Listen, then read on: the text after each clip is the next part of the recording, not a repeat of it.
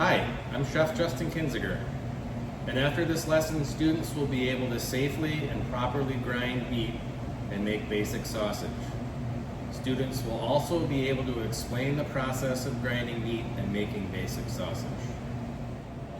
So let's talk a little bit about the process of grinding meat, okay? So step one, we want to make sure our knives and our plates are nice and sharp. Why do you think we need to have sharp plates, guys? Just to make sure the fat back in your grinding doesn't get smeared. Yeah.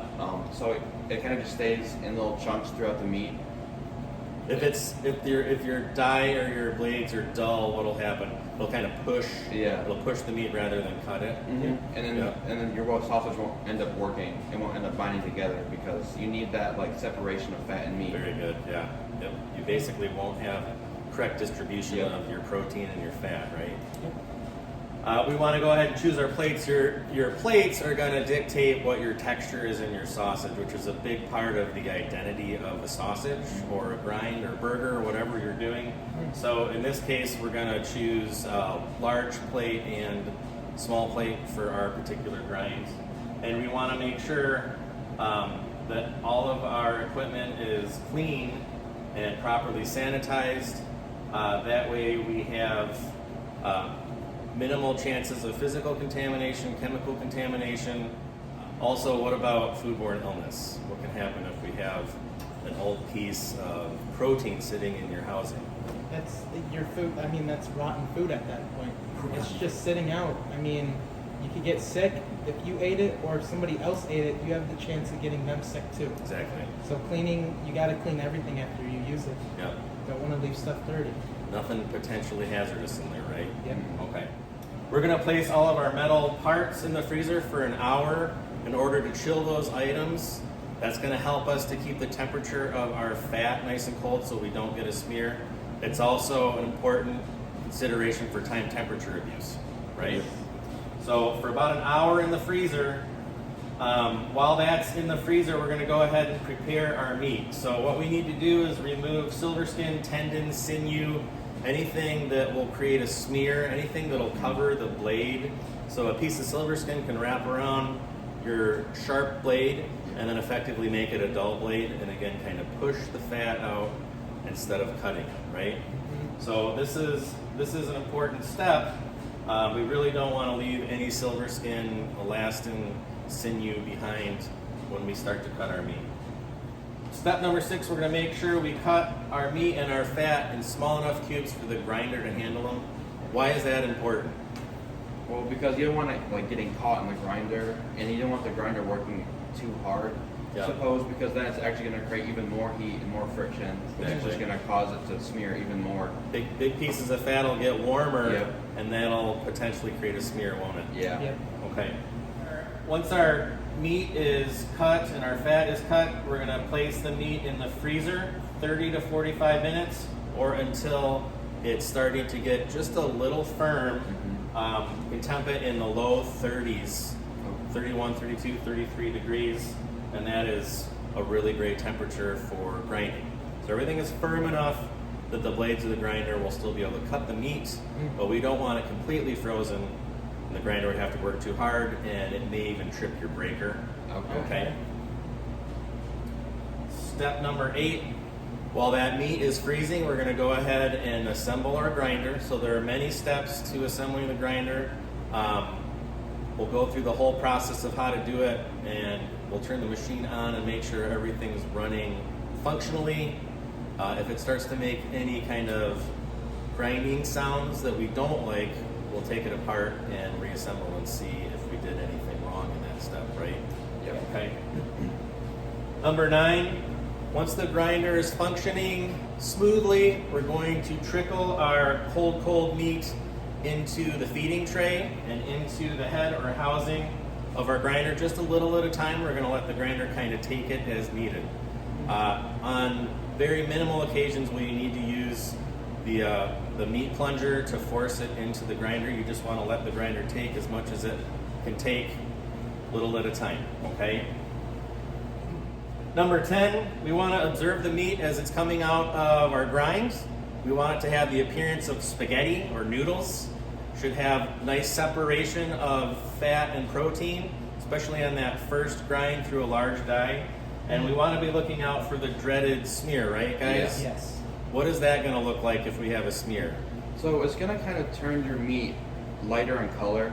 So if you have like a dark red meat, it's gonna go almost pinkish, and it's just gonna be like almost like a paste. It's like a paste. Yeah, like a pasty, white, Yep. pinkish little Yep. blob. And then again, we can temp it, and we want that to be in the low 30s still. We don't want our temperature to end up getting so warm at this step. So we do have to keep everything cold as we move. When we're grinding, we're going to have a bowl of ice underneath our bowl that catches our grind. That'll help to keep it cold as well. Today we have a cutting board with a sharp chef's knife. We have a honing steel, thermometer for reading temperature of our meat heated, measuring spoons, measuring cups, kitchen shears, scale for measuring out our items, containers for holding our ingredients. I have side towels, single-use gloves, and sanitizer solution. Some of the parts we'll need for today's project are the housing assembly, the auger or worm, the ring adjuster, your plates or die, your meat cutting blade, and of course the meat grinder. So first thing we need to do is properly clean and sanitize our grinding equipment.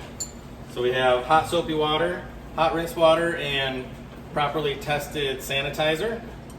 So what we'll go ahead and do is just wash these parts.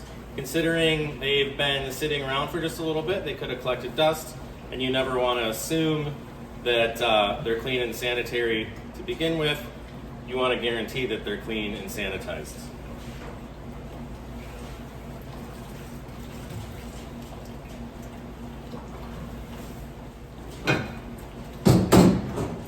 It's important that all of our grinding equipment is clean and sanitized. We don't want to introduce any food particles, physical contaminants. We don't want to have any microbes end up in our grind that can contaminate our product. So we want to allow our items to sit in the sanitizer solution for at least 15 seconds. This is a quaternary sanitizer solution. We want to test our parts per million between 200 and 400 parts per million. Now what we'll do is let these grinder parts dry, and then we'll be able to set up our grinder. Okay, our next step for grinding, we need to choose our plates. We're going to first use a large plate or large die, and then move to our next grind with the small plate. Chef, is there a reason we use the large one first? Is there any particular reason? That's a good question. So if you were to just put your chunks of meat through the small die, there's a good chance you're going to have a smear, or the machine's going to work too hard to try to grind it through the small plate. Mm-hmm. So first, putting it through the large plate is going to give it, it's going to start the grind. Mm-hmm. It's going to have kind of a rough, coarse texture, and then we'll be able to more easily grind it with the small plate. Okay. So these will go into the freezer. Sharpened blade will go into the freezer. Our auger or worm will go into the freezer. This is our adjusting ring, and also the housing or head to the grinder. Basically everything but the grinder. All the pieces go into the freezer for an hour. So we'll go ahead and move this to the freezer, and we'll set a timer for 1 hour. Before we prepare our food, we need to make sure we properly wash our hands. We're going to wet our hands with running water. We'll lather our hands with soap, making sure to get our fingernails for the fingernails. Get each finger nice and clean. Scrub the back of the hands. Scrub the wrists. And then we want to do this for a minimum of 20 seconds before we rinse.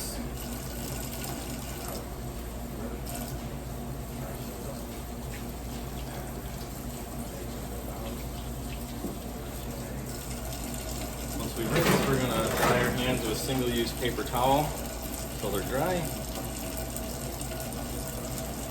We'll go ahead and use that paper towel, carefully turn off hot water handle. So our next step is to prepare our meat by removing silver skin and sinew and connective tissue. One of the most effective tools for that procedure is going to be your boning knife. Holding your boning knife is a little bit different than holding a chef's knife. We're going to go ahead and take our index finger and put it against the bolt on our boning knife and wrap our remaining 3 fingers around the handle and bring our thumb on the heel of the handle as well. So we can go ahead and remove smaller pieces of connective tissue by using the tip of our knife, and we can cut through larger pieces with the straight section of our knife. So what we'll do is get a piece of pork butt or shoulder butt, and we'll begin cleaning some of the fat and connective tissue off of this piece until we have nice clean protein. So we'll go underneath silver skin with our boning knife, turn it, angle it upwards, and move back, remove small pieces of tissue. This is going to help to guarantee the best utilization of the product. What we don't want to do is go too far deep and remove protein with that silver skin. Now I'm using my boning knife to get in between those small muscle groups to remove silver skin and connective tissue. This is pork shoulder. Pork shoulder has a lot of beautiful fat. We do want to make sure we remove the connective tissue though. We can leave some of the fat on, and we can take some of the fat cap from the pork shoulder to grind. But some of this loose leafy fat will wrap around our grinding blade and we'll end up with a smear.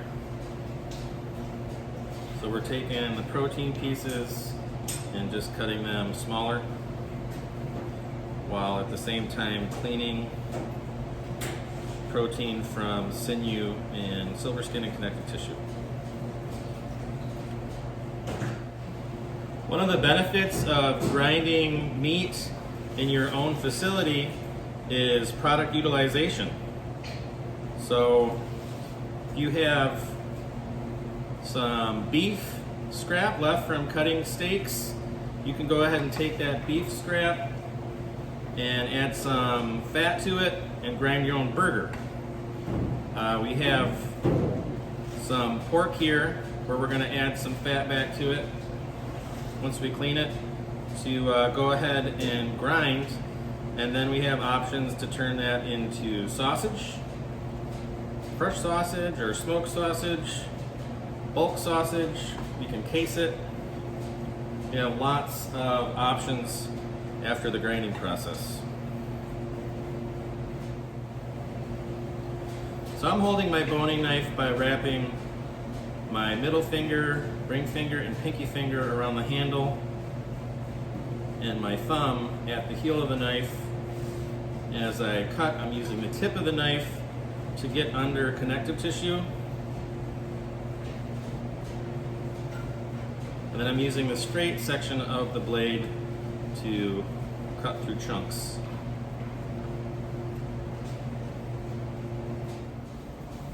Okay, class, so now we have our cleaned pork protein from our pork butt, and we have our pork fat.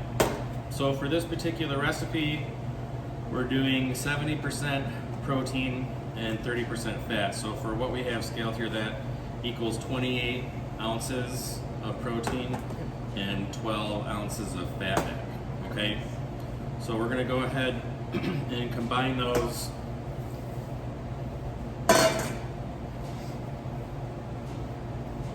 And then at this point as well, we're gonna go ahead and add seasonings before we grind and before we put this meat in the freezer. So for that amount that we have, for a recipe like this, typically we're doing anywhere between 1.5% to 2% salt.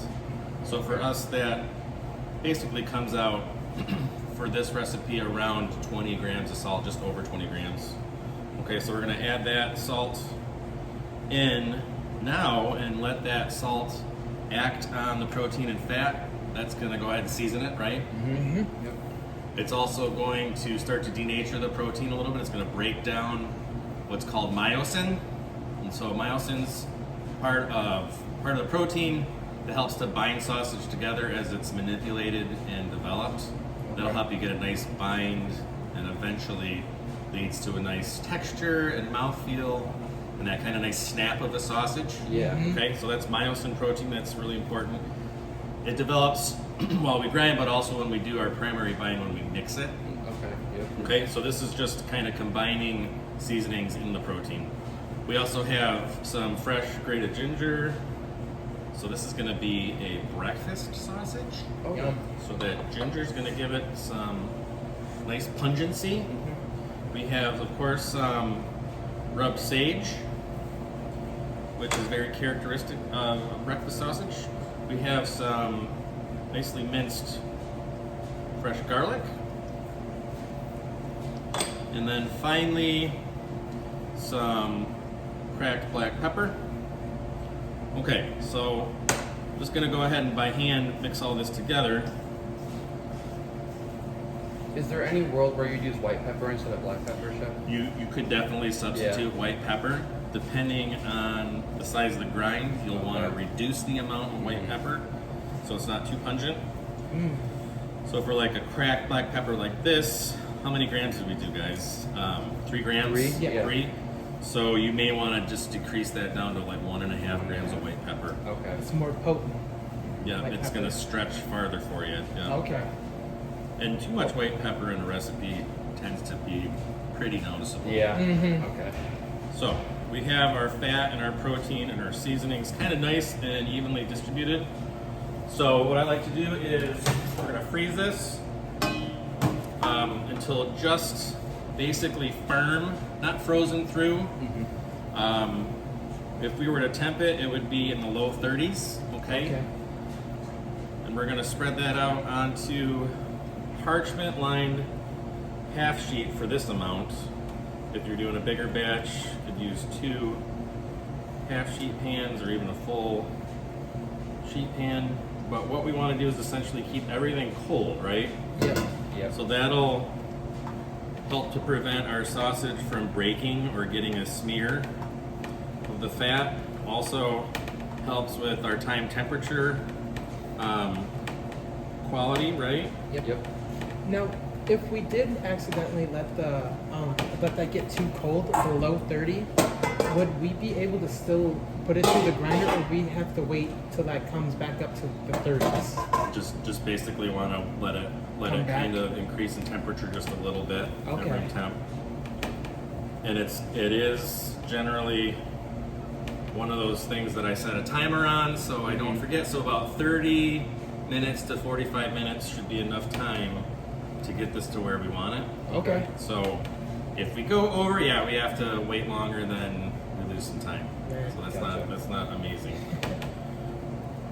So so we want to freeze it so we can help to prevent a smear. It'll allow the blade in the grinder to cut it more efficiently. Don't have to work as hard. Won't have to work as hard. The friction that's created by the machine, which will inevitably happen, is going to create heat. But if we keep all of our things cold, including the meat, it'll mean less heat created, right? Yep. So this is going to go into the freezer for 30 minutes to 45 minutes, okay?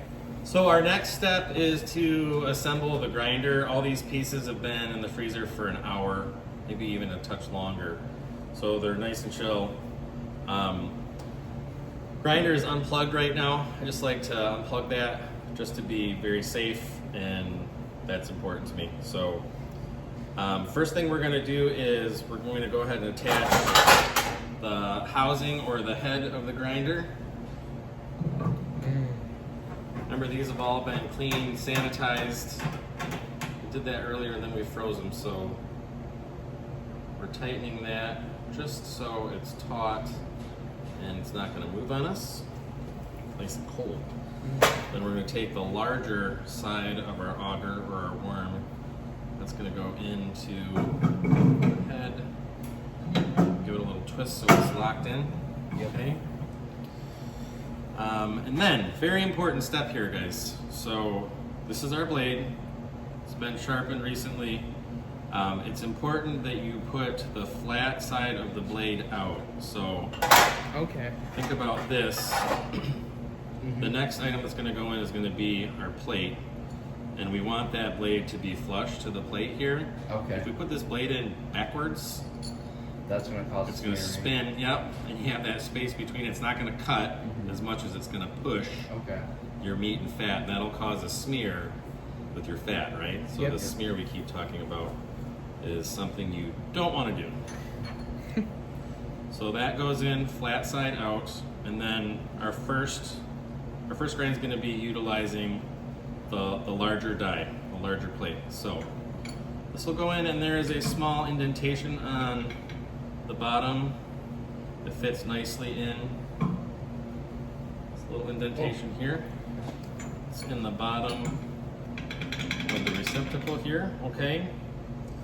And then this is our ring adjuster. This is going to screw on righty-tighty, lefty-loosey. So find the threads, and we're going to put this on so it's taut. We don't need to harp on it very hard. We don't want to bend the plate or anything like that, right? So Remember, Chef John had to use a crowbar to get one off one time. Is that right? It was like frozen on there. Stuck on there. Wow. So yeah, so we don't need to pull on it that hard. We just want it to be tight to secure everything. And then you don't want to have to grab another mark Yeah, no to thanks. try to stop it. Okay. So next, this is our feeding tray here. This is gonna fit right in nicely to the head balance on here. When our meat is nice and cold, remember low 30s for optimum cutting and time temperature control. When that's ready, in the low 30 degrees, we'll feed it into the feeding tray and then kind of let the grinder take it as needed, not really using the plunger unless we absolutely need to do that. Okay? Yep. So last thing I'm going to do right now, just to make sure everything is set up correctly, I'm going to plug it in and we'll turn it on. And if it sounds like it's running nice and smoothly, then we are good to go. So plugged in. Awesome. Sounds pretty good to me. Good. Okay. Okay, we have our grinder set up, and we have our protein and fat chilled. So we're looking for low 30s. And we have about 31 degrees, so that's actually fantastic. Okay, so we have a catch bowl to catch our grind. Then this is, the second bowl is filled with ice to keep all this nice and cold, right? Yeah. Okay. So it's gonna get a little bit warmer as it goes to the grinder, and it'll catch in this bowl and keep it nice and cold and kind of re-chill it. Okay. Okay, we are ready. What I like to do with this is kind of take the whole tray, and it fits nicely, and the parchment paper allows it to come off pretty easily. Works a little faster than taking handfuls at a time. Yeah. So once we get this in the feeding tray here, we're going to turn the grinder on, and we're going to let the grinder kind of take it as it wants to. We're going to let it kind of trickle in. Okay? Yep.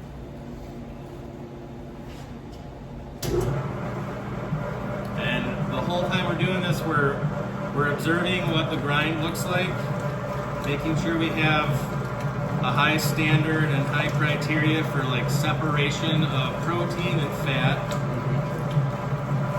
Remember, this is a coarse setting, coarse plate, so it's going to be a little bit larger. It looks to be doing pretty good. Looks good so far, yeah. So I'm just feeding a little bit at a time here. Looking out for a smear. So a smear would look like a very, very consistent kind of pink color at this point. But right now we can see that we have the separation of the white fat and the kind of pinkish, reddish protein. So what would happen if we just binded the sausage together without using the small plate after this large plate? What if we just like ground with the large plate? So you could bind it. You could mix it vigorously and bind it. The texture of your sausage is going to be more like a country force meat, which is going to be kind of a very coarse type of sausage. Okay. Some country force meats, I've seen chefs do those even by hand, by chopping, mixing. Okay. But you're gonna have like a texture that's basically more coarse. Yeah. Okay. So for this particular breakfast sausage, we want to take it a little bit finer. Yeah, for sure. I'll let this run just for a few more seconds. I like to feel right here. This is where a lot of heat is generated, where the worm rotates. Okay. So if this starts to get really warm, we'll re-chill all the parts. So with the worm, the meat falls down the tube, and then the worm kind of rotates and it pushes it towards It the does. actual. Yeah, it Okay. rotates and then pushes it towards the blade. The blade cuts it right before it forces it out the holes of the die. And those holes in the die or plate are actually sharp too. Okay. Wow. So we don't have a smear. We're gonna turn it off. And our grind looks good. So if we're evaluating the grind, we have these kind of nice separate white colorations of fat and our pink colorations of our protein. It's nice and cold still. Awesome. Perfect. Let's just see what we have on our temperature.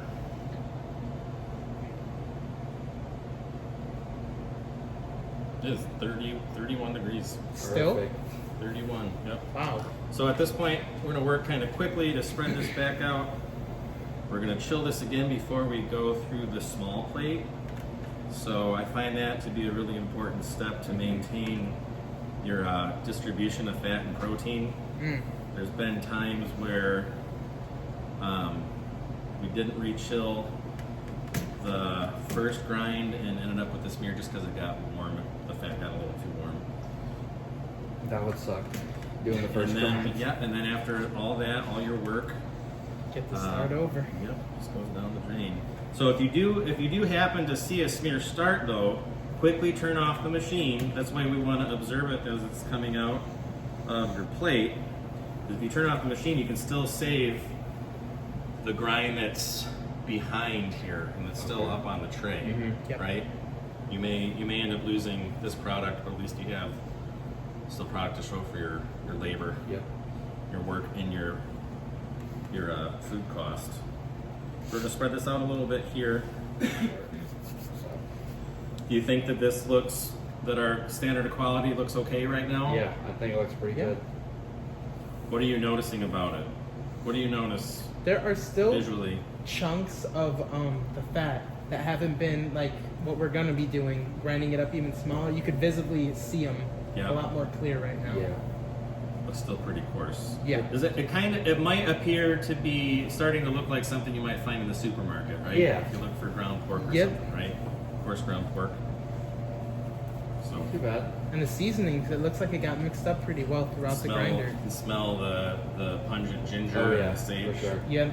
So I'm gonna put this into the freezer until that's kind of nice and firm once again. And while we're doing that, we're gonna re-chill grinder parts, and then we'll be ready to do our small die grind. When we're re-chilling this, when we set it up again, we'll switch out the large die for the small.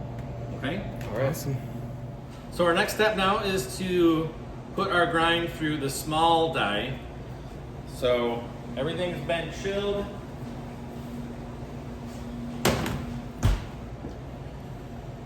And we have cleaned and sanitized all the grinder parts and re-chilled those in the freezer. We're gonna go ahead and move our grind up top to the feeder tray here.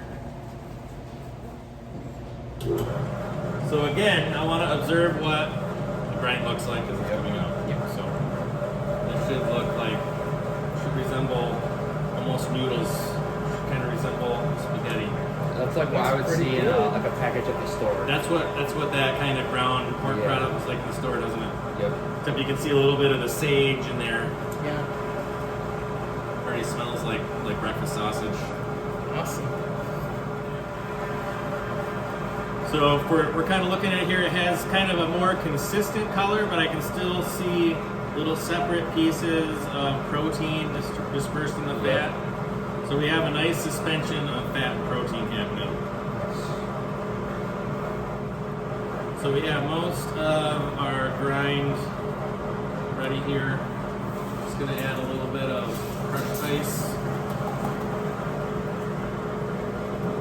That's going to help to push out this small amount that's left here, so we utilize our product fully.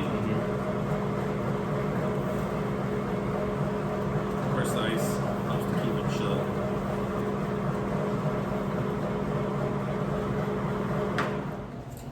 Okay, so now we're going to move on to what's called the primary bind. So this is the mixing of the grind. You can do it by hand, or you can use a stand mixer. And what we're going to do is mix this for a minute on low speed. We're going to add a half a cup of ice cold water and mix it again for another minute at low speed. And what this is going to do is going to combine the ingredients thoroughly, and it's going to develop myosin, which is a protein that helps to bind the sausage together. So Is right that why now, it's cold water? Is that why that's why it's you cold? keep it cold. Yep, keep it cold. And right now it's actually at 28 degrees, so it's nice and cold. Yep. Again, as we turn that mixer on, it's going to generate some heat from friction, so we want to start out nice and cold, just like we have it here. Here we go, low speed for 1 minute. We'll watch the clock. So what's going to happen here is you're going to start to look for tackiness develop in your force meat, in your grind, and it'll start to leave a residue on the side of the bowl. Okay. Before we added the force meat to our mixing bowl, we chilled the mixing bowl and the paddle attachment. Now, is this something you could do by hand? So this is something you can do by hand. Yeah. Yep. So you can do it by hand. You're still looking for that kind of tacky appearance and consistency. Mm-hmm. So our mixture is starting to get a tacky appearance, starting to stick on the sides of the bowl. We're going to add half a cup of ice water, and we're going to continue to mix on low to medium speed for 1 more minute. So some of the force meat is getting stuck on the paddle, so I'm just going to take a rubber scraper and remove that and just let it continue to mix.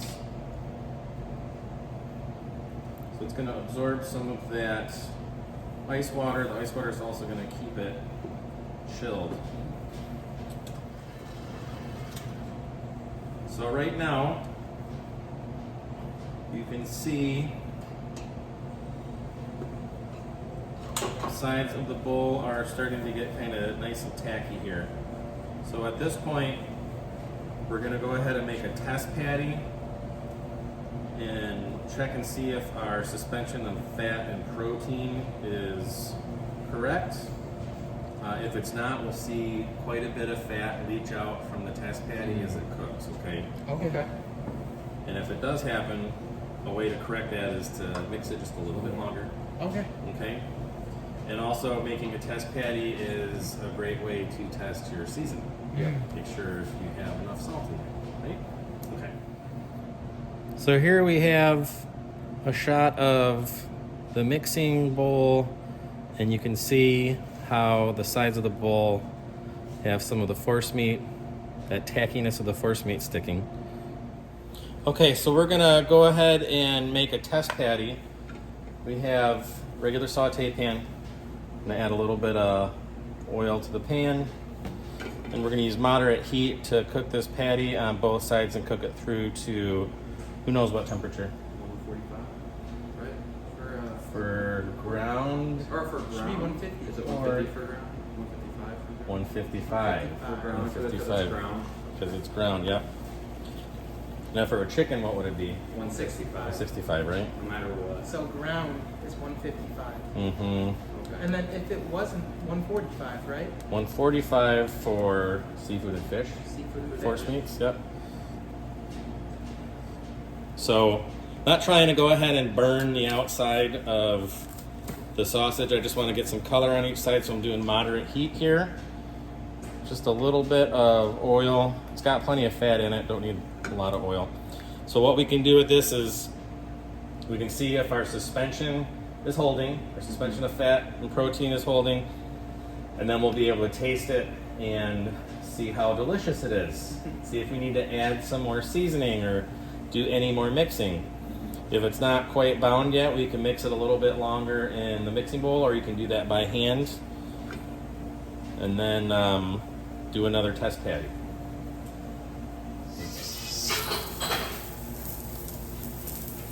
So we just flipped our sausage patty. We got some nice browning on side one, and we're gonna get some more color on the second side here, and then turn down our heat a little in order to get the center of our sausage patty to 155 degrees Fahrenheit.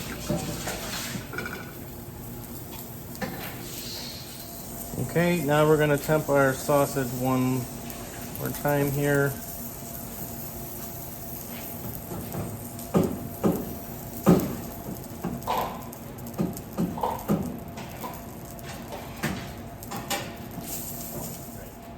Hey, go ahead. Yes. Go ahead, it's gonna be hot.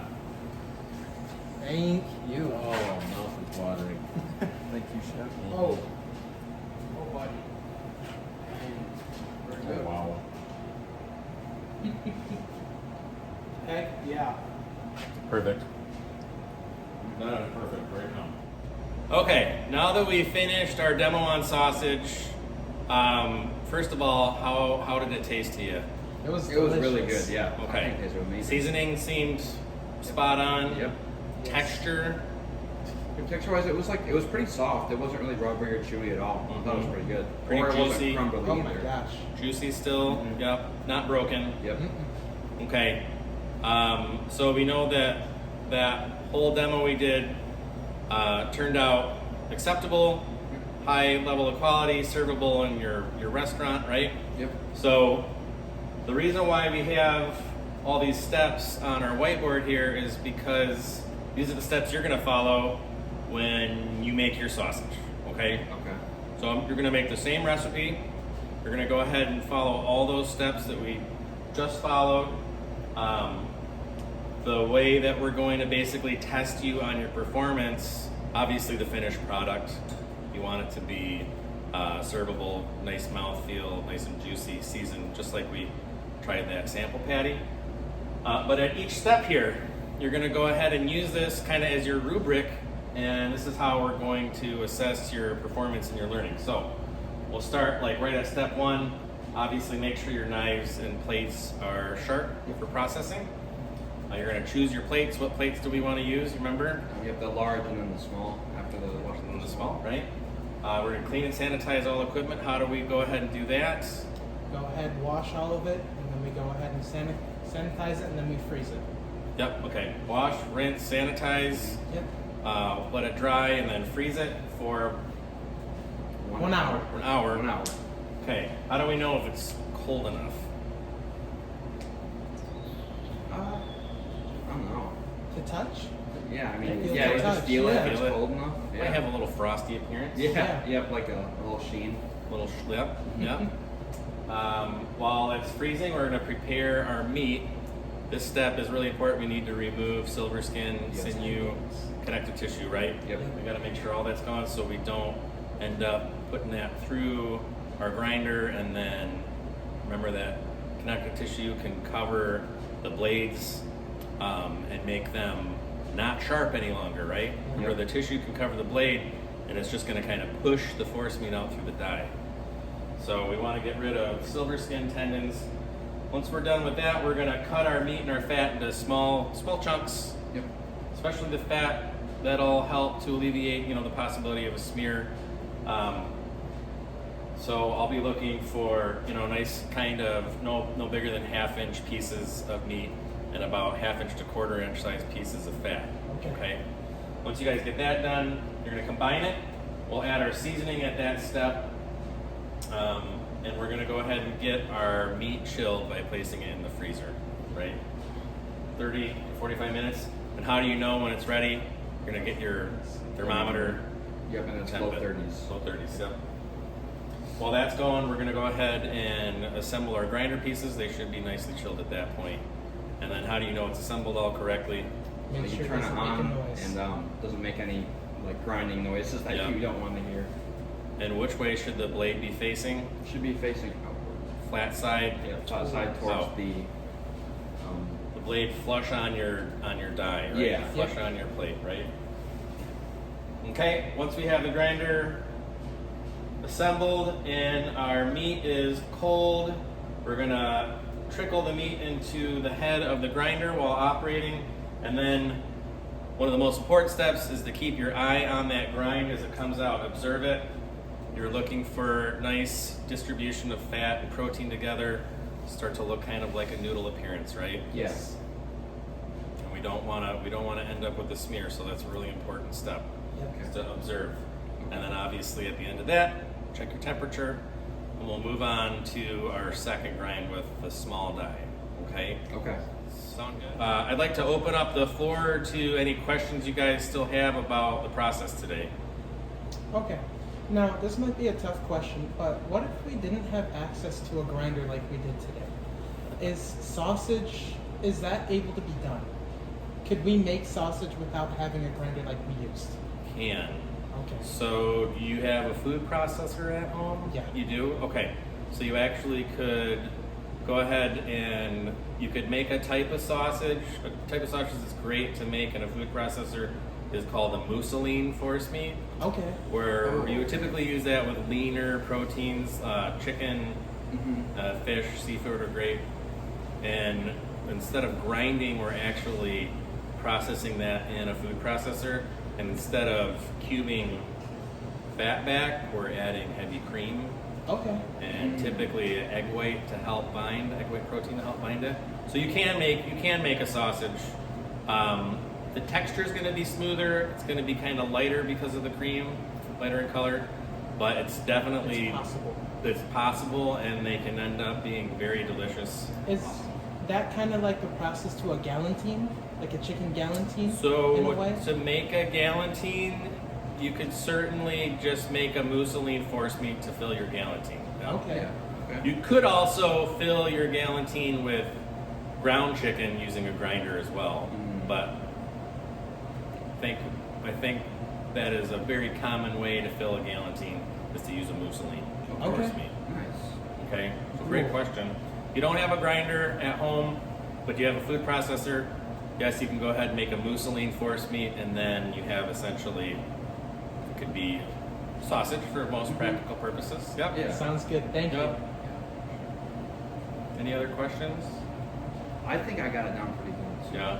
Yeah. I think it's going to be a good day to make sausage. So. Okay. Okay, so I'll still obviously be right here when you have more questions. Start with getting your knives sharp and make sure your station's set up correctly. Make sure you have all of your mise en place done for your recipe as far as measuring spices, getting your ginger, your garlic, your sage prepped. Those little in-between steps where you're waiting for something to chill. Work on dishes. Make sure you're using gloves when needed and washing your hands often, right? Yep. So everything that we have to do today, sanitation is actually very, very important because we're grinding the surface of your protein internally, right? Mm-hmm. We're taking what could be possibly bacteria or contamination from the surface and I think we talked about this a week ago or so, Yeah. and we're kind of adding it into the center, so we want to be very, very careful not to cross-contaminate. Yep. Now, I know when we took Garmager, there was a temperature that we didn't want to go over for at least cooking because of the fat spilling out or something like that. I don't remember exactly. Yeah, Was that when were you poaching sausages? Yes. Yeah. So it gets like a crumbly Yep. texture. So if you're poaching a sausage, So what can happen when you start to get over like 190 to 200 degrees or so, you can start to leach your fat out of your force meat. That's what it Even was. if the force meat is really nicely suspended and you've kept it cold the whole time, if you do cook it at too high of a temperature, you can end up breaking it. Sounds good. So if you were to even cook it to 155 degrees finish temperature, but you cooked it at too high of a temperature to get to 155, it can break. It's no good. Break on you. So when you go to cook force meats, it should be a nice kind of moderate temperature. That's why when we smoke sausages, our smoker is never above 180 to 190 degrees ambient temperature. Yeah. Okay. And then when you poach a sausage, you keep it at poaching temperature, so really never above 180 degrees Fahrenheit. So otherwise, it breaks, and then all that work, For nothing. Nothing. all that works down the tubes. Unfortunately. So, okay, guys, good. Yep. Yeah. All right.